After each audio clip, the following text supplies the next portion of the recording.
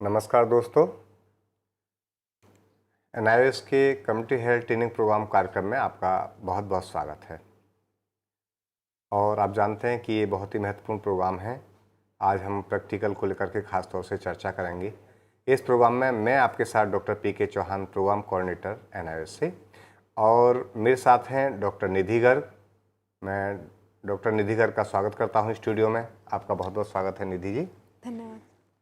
Doctor निधि गर्ग, आप assistant professor हैं, साथ में फिजिशियन हैं।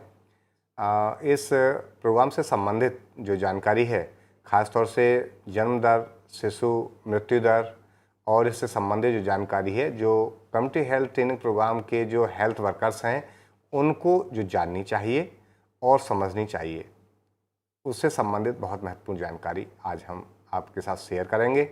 साथ ही हम आपको बताएंगे कि क्यों आपके लिए बहुत ही महत्वपूर्ण है, क्यों डाटा आप इसका कलेक्ट करते हैं, और यहाँ तक कि सरकारी विभागों के लिए ये डाटा जो है बहुत ही महत्वपूर्ण होता है। हमारी सरकार इस डाटा के आधार पर हमारे देश की खुशहाली और स्वास्थ्य के बारे में अपना रिपोर्ट रखती हैं। तो आज हम इस पर बातचीत करने जा रहे हैं। तो आइए हम शुरुआत करते हैं। और मैं आपसे इससे पहले आपको बता दूं कि आप अब तक थ्योरी का पार्ट 1 यानी आधारभूत जीव विज्ञान, जो आपका ये कार्यक्रम है जिसमें आपने बेसिकली जो साइंस से संबंधित चीज़ें हैं, आपकी एनाटॉमी फिजियोलॉजी है, आपकी इम्यूनिटी है बॉडी की, और रोगों से संबंधित जो बीमारियां होती हैं उनको घरेलू उपचार उनका कैसे किया जाए, योग से संबंधित और भी कई इस तरह की चीज़ें हैं जो स्वास्थ्य को ठीक रखने के लिए जानकारी आपको इसमें दी गई है। और यहाँ तक कि न्यूट्रिशन के बारे में, यानी आपका आहार पोषण कैसा हो और संतुलित आहार कैसा हो, ऐसी जानकारी इसमें दी गई है। तो ये आप पढ़ चुके हैं थ्योरी में ऑलरेडी।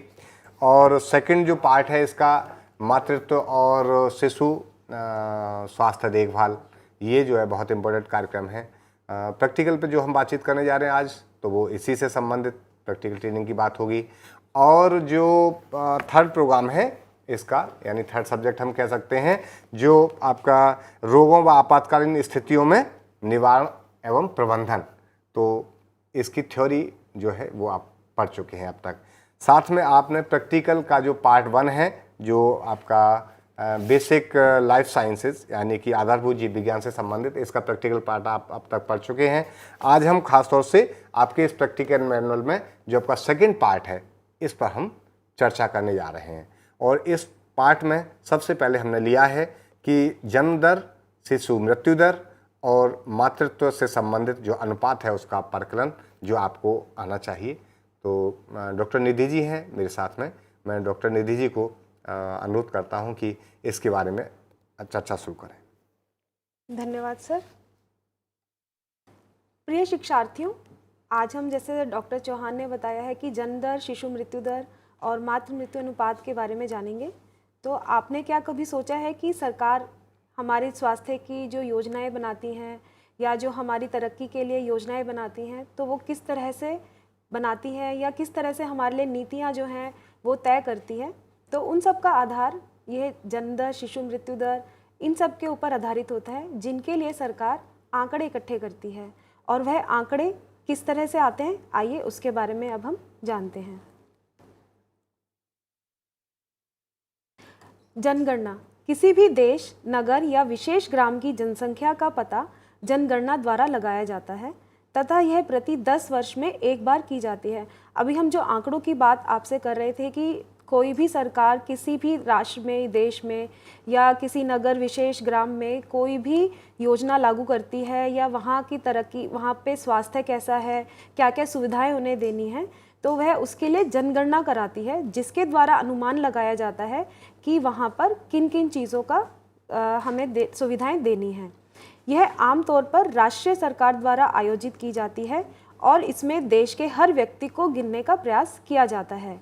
यह ऐसा नहीं है कि जनगणना कोई भी अपने स्तर पर करा सकता है, यह किसी देश की, किसी राष्ट्र की राष्ट्रीय सरकार द्वारा ही किया जाता है और इसमें देश के हर व्यक्ति का, वो किसी भी कोने में हो, उसको गिनने का प्रयास किया जाता है। देश के विभिन्न नगरों तथा ग्रामों में सर्वत्र प्रत्येक व्यक्ति के जन्म मरण का नगरपालिका, ग्राम पंचायत तथा अन्य निकायों द्वारा लेखा रखा जाता है। जनगणना का इस्तेमाल जन्म दर, मृत्यु दर और प्रजनन क्षमता के बारे में जानकारी के प्रत्यक्ष स्रोत के रूप में भी किया जाता है। और जनगणना में लोगों की गिनती के अलावा भी काफ़ी कुछ होता है, आइए जानें वो क्या है।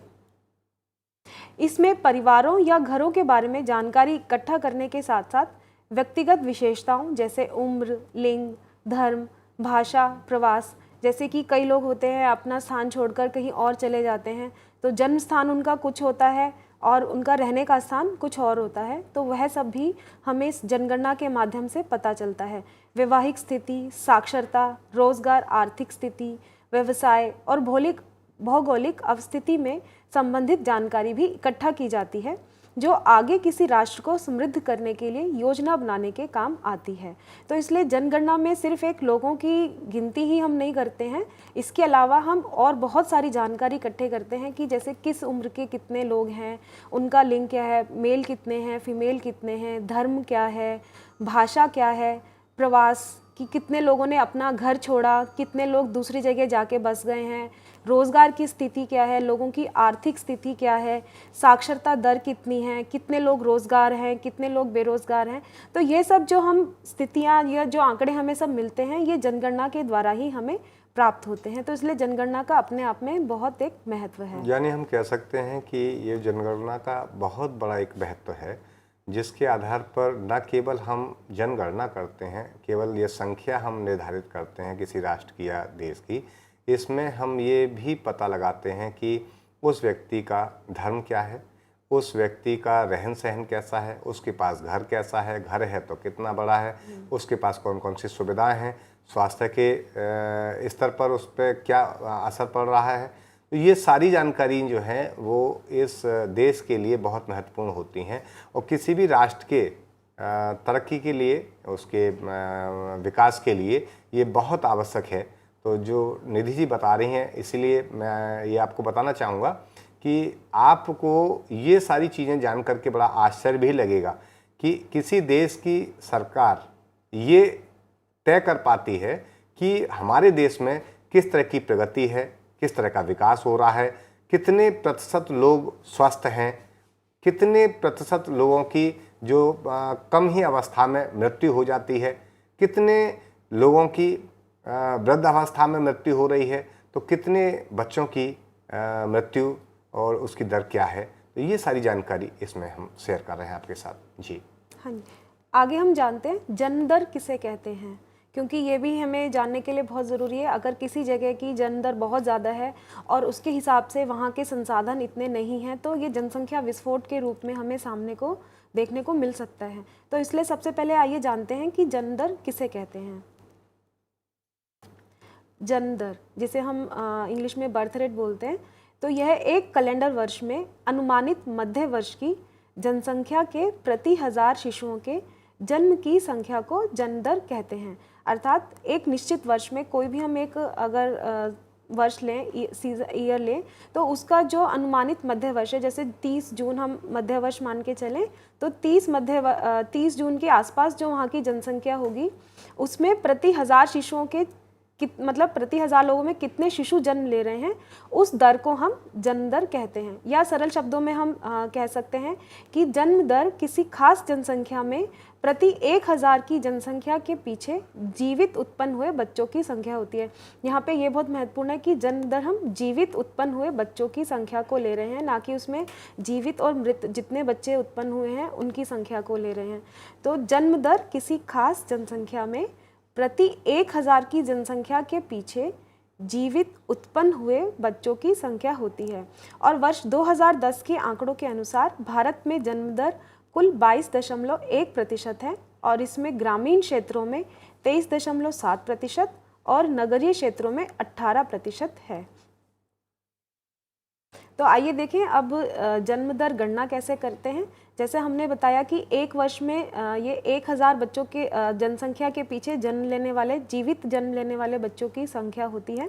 तो हम जन्म दर को लेते हैं कि एक वर्ष में कितने बच्चों ने जन्म लिया, उनकी संख्या, उसको हम भाग करते हैं उस वर्ष के मध्य में उस आबादी की कुल जनसंख्या से और उसको हम 1000 से गुना कर देते हैं, तो ये हमारी जन्म दर आ जाती है। यानी कि जो हमारे स्वास्थ्य कार्यकर्ता हैं, यदि अपना कैलकुलेट करना चाहें तो इस फॉर्मूले के माध्यम से आप जन्म दर निकाल सकते हैं। हाँ, अपने क्षेत्र की आप देख सकते हैं कि आपके अपने क्षेत्र की जन्म दर कितनी आती है और आप उसके हिसाब से अंदाज़ा लगा सकते हैं कि आपके क्षेत्र को किन किन चीज़ों की या सुविधाओं की ज़रूरत है और वो किस हिसाब से आपके क्षेत्र में हैं। आइए आगे अब जानते हैं कि शिशु मृत्यु दर किसे कहते हैं। इन्फेंट मोर्टेलिटी रेट क्या है। शिशु मृत्यु दर, शिशु मृत्यु दर प्रति 1000 जीवित जन्मे शिशुओं में से 1 वर्ष या इससे कम उम्र में मर गए शिशुओं की संख्या है। अर्थात कि 1000 जीवित जो बच्चे हैं उनमें से कितने बच्चे 1 वर्ष या इससे कम उम्र की आयु में मर गए, जीवित नहीं हैं, उन बच्चों की संख्या जो है वो शिशु मृत्यु दर कहलाती है। तो इन्फेंट हम 1 साल तक के बच्चे को लेते हैं, इसलिए 1 वर्ष या इससे कम उम्र के बच्चे जो किसी भी कारणवश उनकी मृत्यु हो गई है तो उसको हम शिशु मृत्यु दर में लेते हैं। और वर्तमान में सबसे आम कारण शिशु मृत्यु दर का निमोनिया है। शिशु मृत्यु दर को समुदाय में स्वास्थ्य की स्थिति के एक महत्वपूर्ण संकेतक के रूप में माना जाता है। यदि किसी एक समुदाय में शिशु मृत्यु दर बहुत अधिक है तो इसका अर्थ यह है कि वहाँ की स्वास्थ्य स्थिति बहुत अच्छी नहीं है, वहाँ पर जो स्वास्थ्य सुविधाएं हैं वो बहुत अच्छी नहीं है, या फिर लोगों को वो पूरी योजनाएं जो सरकार चला रही है उनका ज्ञान नहीं है या उनको किसी भी रूप में वो प्राप्त नहीं हो पा रही है। तो इसलिए शिशु मृत्यु दर का अपने आप में एक सांकेतिक जो है बहुत ज़्यादा महत्व है। देखिए, देश के किसी भी भाग में आप ये कह सकते हैं कि ऐसा नहीं है कि कहीं भी जो जन्म दर है वो समान होगी और मृत्यु दर वो भी समान होगी, ऐसा नहीं है। हो सकता है कि राजस्थान का हमारा राज्य है, वहाँ पर जो भौगोलिक स्थितियाँ हैं, जो स्वास्थ्य की सुविधाएं उपलब्ध हैं, जो लोगों की एक निश्चित डिस्टेंस पर उनकी स्वास्थ्य की सुविधाएं हैं और अपने घर से लगभग काफ़ी मतलब उनको चलना पड़ता है, रास्ते में कोई आपातकालीन स्थिति हो जाती है, तो ऐसी स्थितियों को या ध्यान में रखें। या बिहार की स्थिति को देखें जहाँ कहीं बाढ़ आ गई अचानक और बाढ़ पीड़ित जो क्षेत्र हैं वो स्वास्थ्य की सुविधाओं से, पीएचसी से, एफआरयू से काफ़ी दूर हो गए। या कहीं पुणे में, महाराष्ट्र में, जहाँ पर कि पर्वत जैसी स्थिति है, कहीं पर मतलब किसी घाटी में, किसी पर्वत पर, किसी छोटे से पर्वत पर लोग रह रहे हैं, वहाँ से शहर तक पहुँचने में उनको काफ़ी समस्याएं होती हैं और वो स्वास्थ्य सुविधाएं जो उनको जल्दी से मिलनी चाहिए वो बुनियादी सुविधाएं उनको नहीं मिल पाती। तो इन जगहों पर जो मृत्यु दर है वो निश्चित रूप से ज़्यादा हो सकती है। जहाँ पर स्वास्थ्य सुविधाएं आसानी से उपलब्ध हैं, चाहे वो भले ही नगरों में हैं, चाहे वो ग्रामीण क्षेत्रों में। हमारे यहाँ देश में बहुत सारे ऐसे ग्राम हैं, बड़े खुशहाल ग्राम भी हैं, जिन ग्रामीण क्षेत्रों में बहुत अच्छी सुविधाएं सरकार की जो है वो उपलब्ध हैं, जहाँ पीएचसीज भी अवेलेबल हैं और अन्य सुविधाएं, प्राइवेट क्लिनिक्स भी उपलब्ध हैं। तो लोगों के लिए स्वास्थ्य सुविधाएं चाहिए।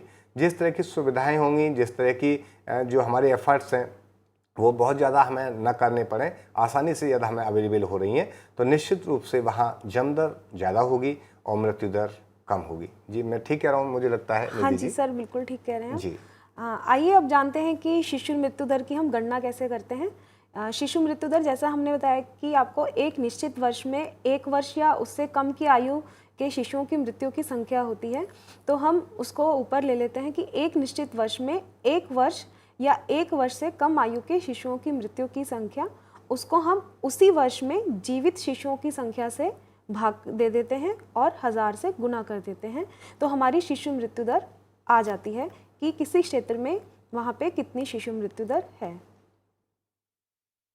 आइए अब जानते हैं मातृ मृत्यु अनुपात, मैटरनल मोर्टेलिटी रेशियो किसे कहते हैं। गर्भावस्था, प्रसव के दौरान या प्रसव के पश्चात 42 दिन के भीतर गर्भावस्था के कारणों से होने वाली 15 से 49 वर्ष की महिला की मृत्यु को मातृ मृत्यु कहते हैं, चाहे गर्भावस्था की अवधि या मृत्यु का कारण कोई भी हो। और 1 लाख जीवित जन्म पर होने वाली मातृ मृत्यु की संख्या को हम मातृ मृत्यु अनुपात कहते हैं। जो हम मातृ मृत्यु की बात करते हैं तो गर्भावस्था है, क्योंकि कई बार क्या होता है कि गर्भावस्था जो होती है हम वैसे अमूमन बहुत सामान्य तौर पर चल रही होती है, लेकिन कई बार जटिलताएं उसमें आ जाती हैं। किसी महिला का ब्लड प्रेशर बढ़ गया या फिर उनका वज़न बहुत अधिक बढ़ गया है, या प्रसव से पहले ही खून जाने की शिकायत है, या दौरे पड़ रहे हैं, या थायराइड की कोई प्रॉब्लम है। कई बार जटिलताएं इतनी ज़्यादा हो जाती हैं कि गर्भावस्था में हम बच्चे को नहीं बचा पाते हैं, या फिर माँ की जो है किसी कॉम्प्लिकेशन से मृत्यु हो जाती है। तो गर्भावस्था या प्रसव के दौरान, लेबर के टाइम पे जब शिशु का जन्म हो रहा है उस दौरान, या प्रसव के बाद भी अगर किसी महिला का प्रसव ठीक ठाक हो गया है लेकिन उसके बाद यदि किसी महिला की 42 दिन के भीतर मृत्यु हो जाती है और उसकी उम्र 15 से 49 वर्ष की है तो उसको हम मातृ मृत्यु कहते हैं, चाहे उसमें गर्भावस्था की अवधि या मृत्यु का कारण कोई भी हो। अगर मान लीजिए कि गर्भावस्था जो है आपकी 3 महीने की ही है या 6 महीने की है, फुल टर्म नहीं है या फुल टर्म भी है, तो भी वो आपकी मातृ मृत्यु अनुपात में ही आएगी। और जो मातृ मृत्यु अनुपात है उसको हम 1 लाख जीवित जन्म होने पर जो माता की मृत्यु है उसको हम लेते हैं। देखते हैं कि मातृ मृत्यु अनुपात की हम गणना कैसे करते हैं। मातृ मृत्यु दर, जैसे हमने बताया कि गर्भावस्था में जटिलता या प्रसूति के दौरान या प्रसूति से 42 दिनों के भीतर मातृ मृत्यु की संख्या, उसको हम समान अवधि में जीवित जन्मों की संख्या, जो जीवित जन्म हुए हैं उनकी संख्या से भाग दे देते हैं और 1 लाख से हम गुना करने पर मातृ मृत्यु अनुपात को निकाल लेते हैं। तो जैसा अभी हम सर बता रहे थे कि जो ये जन्म दर है, शिशु मृत्यु दर है, इसका अपने आप में एक बहुत बड़ा महत्व है। तो आइए हम एक बार फिर से इस पे नज़र डाल लेते हैं कि जब हम सरकार हमें बोलती है कि किसी भी घर में या कहीं पे भी आपका जन्म या किसी की मृत्यु होती है तो उसका पंजीकरण कराना बहुत आवश्यक है, तो ऐसा हम क्यों बोलते हैं? अभी सभी जगह मेरे ख्याल से पंजीकरण अनिवार्य कर दिया है, और ये काफ़ी समय से हालांकि अनिवार्य रूप में था, लेकिन लोग इसको अनिवार्य रूप से लेते नहीं थे, तो जानकारी हो नहीं पाती थी। अब डाटाबेस कर दिया है, कोई भी आप यदि जन्म का प्रमाण पत्र देना कहीं चाहते हैं तो अब आपका जो म्यूनसिपैलिटी है, नगर पालिका है, ग्राम पंचायत है, या जहाँ भी आपका संबंधित दफ्तर है, ऑफिस, वहाँ आपको जाकर के पंजीकरण वहाँ कराना पड़ेगा। उस पंजीकरण के आधार पर ही जो आपको सर्टिफिकेट मिलेगा उसको बर्थ सर्टिफिकेट के रूप में मान्य किया गया है। हमारे देश में आज किसी भी स्कूल में यदि आप एडमिशन कराना चाहते हैं और आप जाना चाहते हैं कि मतलब हमारे बच्चे का ये एडमिशन हो जाए, तो सबसे पहले स्कूल जो कहता है कि हमें जो आपका नगर पालिका का या आपका ग्राम पंचायत का जो भी जन्म का बर्थ सर्टिफिकेट है वो हमें दीजिए। तो ये बर्थ सर्टिफिकेट जो है वो बहुत इम्पोर्टेंट किया गया, और आज की डेट में मुझे लगता है कि ज़्यादातर लेखा जोखा हमारे पास में इन संबंधित जो दफ्तर हैं, ऑफिसेज हैं, इनमें रखा जाता है। और ये सारा वैसे कायदे में तो जो हमारे हेल्थ वर्कर्स हैं इनकी ड्यूटीज़ में ये सारी चीज़ें आती हैं, और सरकार जो है आशाओं को लगा करके हर राज्य में ये सारा काम करा रही है। आशाओं की ड्यूटी है, जो भी कोई भी इस तरह का जन्म होता है वो सारी इम्पोर्टेंट इन्फॉर्मेशन कलेक्ट करके वो वहाँ पे प्रोवाइड करे, और पेरेंट्स की भी ये जिम्मेदारी है कि वो भी अपने बच्चे का जो जन्म का समय है वो समय और दिन पूरा प्रॉपर पंजीकरण कराएं और वहाँ से फिर सर्टिफिकेट लें। उसके आधार पर ही कोई सरकारी कार्रवाई आगे होती है। हाँ जी, तो क्योंकि ये हमारे सामाजिक एवं आर्थिक विकास के लिए अनिवार्य है कि किसी भी का जन्म या मृत्यु हो उसका पंजीकरण अवश्य हो, ताकि हम उसका सामाजिक और आर्थिक विकास के लिए उपयोग कर सकते हैं।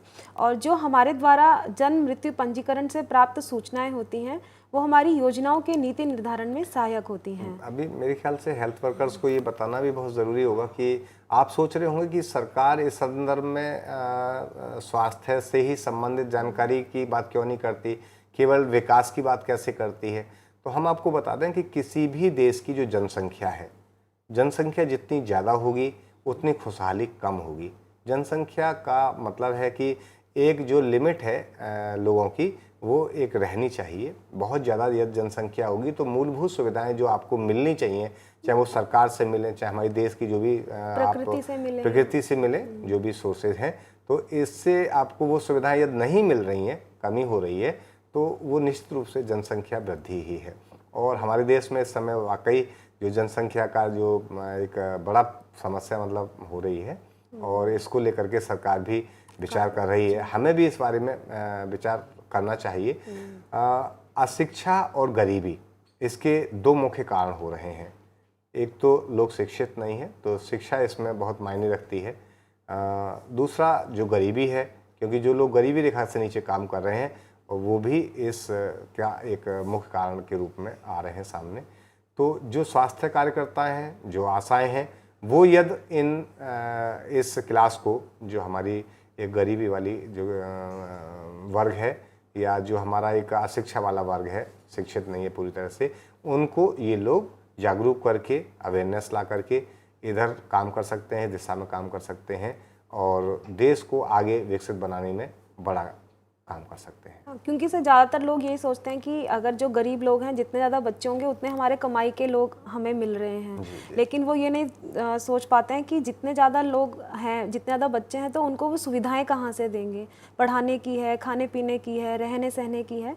तो इसलिए जो हमारे स्वास्थ्य कार्यकर्ता हैं और जो आशा हैं, उनका दायित्व बन जाता है कि लोगों को शिक्षित करें, कि कम बच्चे रखें, उनको अच्छी शिक्षा दें, ताकि उनका रहन सहन अच्छा हो और वो एक अच्छे नागरिक बन के समाज के उन्नति के लिए कार्य कर सके। बिल्कुल, सुविधाएं तभी मिलेंगी जबकि हमारे पास में जो लिमिटेड रिसोर्सेज हैं, वो रिसोर्सेज जो है वो पूरी तरह से जनता तक पहुंच पाए। और रिसोर्सेज हमारे पास कम है, जनसंख्या ज़्यादा है, तो निश्चित रूप से ये बड़ी समस्या ही होगी। बिल्कुल सर, एक बार नज़र डाल लेते हैं कि हमें इससे क्या क्या सुविधाएं होती हैं। देश एवं प्रदेश की योजनाओं यथा शिक्षण संस्थाएं खोलने, पेयजल एवं विद्युतीकरण कार्य आदि के निर्माण एवं क्रियान्वयन हेतु जन्म एवं मृत्यु के आंकड़ों का उपयोग किया जा सकता है।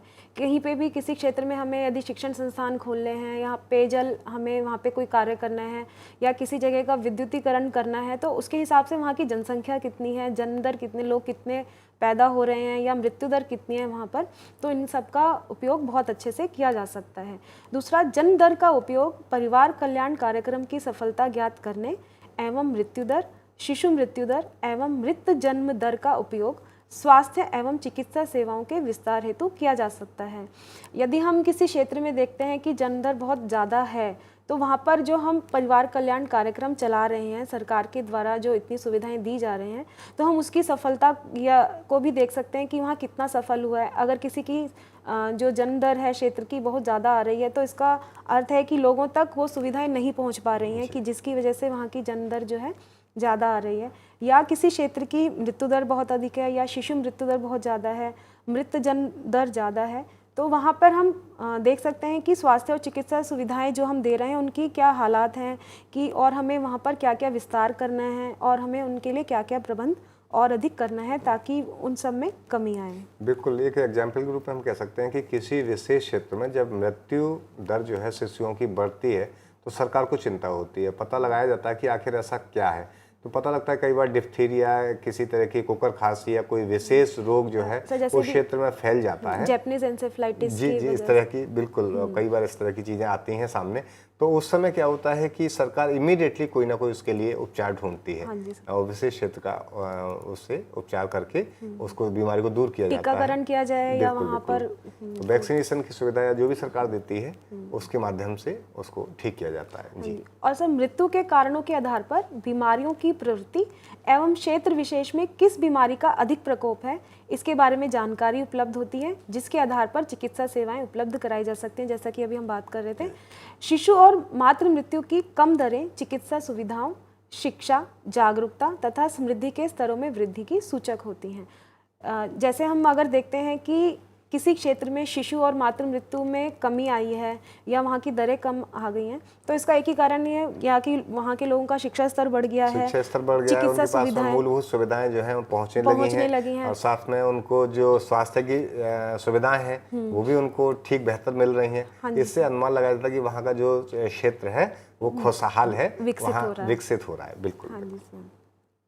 तो इसी संदर्भ में कि आपके लिए स्वास्थ्य कार्यकर्ता होने के नाते आपके लिए बहुत अधिक महत्वपूर्ण है कि आप किसी भी क्षेत्र में जन्म दर, मृत्यु दर का पता लगाएं, रिकॉर्ड अपने पास रिकॉर्ड रखेंगे। अपने पास रखेंगे, बिल्कुल। ताकि आप जो संबंधित अधिकारी हैं उनको सूचित कर पाएं कि यहाँ पर अगर उसी के आधार पर कोई भी सरकार जो है अपनी नीति तय करती है, उस क्षेत्र विशेष के लिए सुविधाएं या घोषणा करती है नीतियों की कि हमें इस क्षेत्र में इतना विकास करना है, तो नहीं तो पता कैसे चलेगा सरकार को कि हमें कहाँ पे क्या विकास करना है।